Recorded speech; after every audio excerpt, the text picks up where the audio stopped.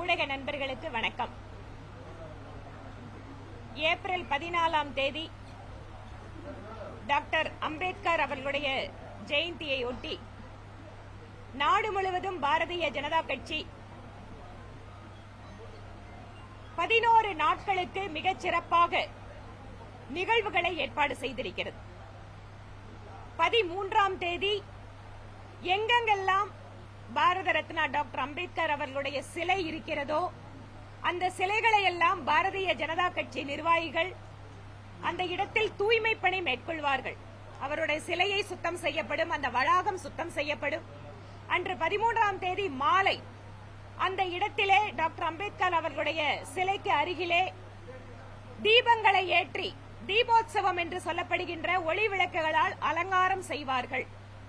14ஆம் தேதி காலையிலே டாக்டர் அம்பேத்கர் அவர்களுடைய சிலை இருக்கின்ற இடங்களில் மிக பிரம்மாண்டமாக பாரதிய ஜனதா கட்சி நிர்வாகிகளும் தொண்டர்களும் மாலை அணிவித்து மரியாதை செய்வார்கள். அது மட்டுமல்லாமல் பாரதிய ஜனதா கட்சியினுடைய கிளைகள் தோறும் டாக்டர் அம்பேத்கர் அவர்களுடைய படம் வைத்து மரியாதை செய்யப்படும். இது மட்டுமில்லாமல் அன்று எங்கெங்கெல்லாம் பட்டியலினத்தை சார்ந்த சகோதர சகோதரிகள் குடியிருப்பு பகுதிகள் வேலை செய்கின்ற இடங்களிலே மத்திய மாநில அரசாங்கத்தினுடைய நலத்திட்டங்கள், எங்க பிஜேபி கவர்மெண்ட் இருக்கோ அந்த ஸ்டேட்ல நலத்திட்டங்கள் பதிவு செய்யறது, அவங்களுக்கு உதவி பண்றது, இதெல்லாம் நடக்கும். இவை இல்லாமல் வேறு நலத்திட்ட உதவிகளும் பாரதிய ஜனதா கட்சியால் மேற்கொள்ளப்படும். 3வது நிகழ்வு ஏப்ரல் 15ஆம் தேதியிலிருந்து 25ஆம் தேதிக்கு உள்ளாக மாவட்டத்தினுடைய ஏதாவது ஒரு இடத்தில் ஒரு அரங்க கூட்டமும் கண்காட்சியும் நடத்தப்படும். டாக்டர் அம்பேத்கர் அவர்களை காங்கிரஸ் கட்சி எவ்வாறு நடத்தியது, குறிப்பாக பிரதமர் நேரு அவர்களும் காங்கிரஸ் கட்சியும் அவருக்கு முக்கியத்துவம் கொடுக்காமல் எப்படி புறக்கணித்தது, அவருடைய தேர்தல் தோல்விக்காக எப்படி உடனிருந்து வேலை செய்தது, அவருக்கு யார் அந்த கௌரவத்தை கொடுத்தார்கள், மந்திரி சபையிலிருந்து அவர் விலகுகின்ற பொழுது நேரு அவர்களுக்கு கொடுத்த ராஜினாமா கடிதம் கூட இன்று வரலாற்றிலே இல்லை.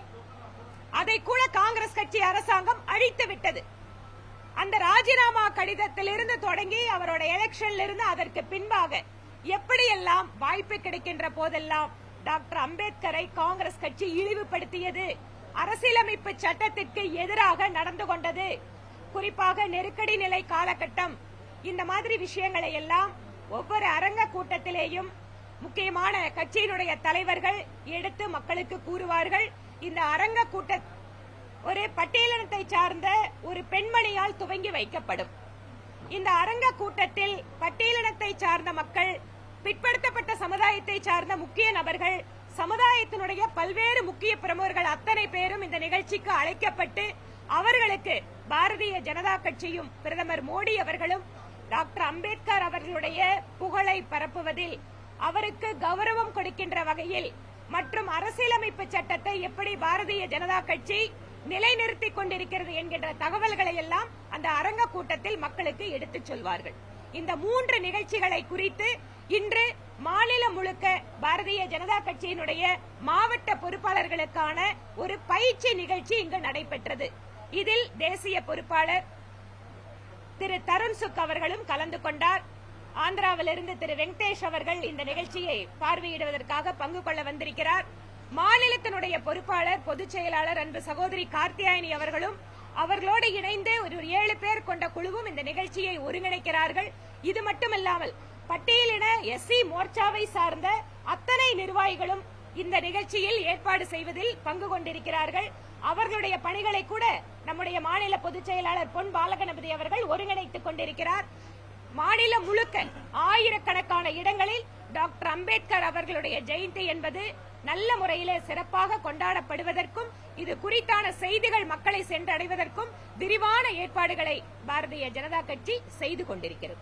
நன்றிங்க.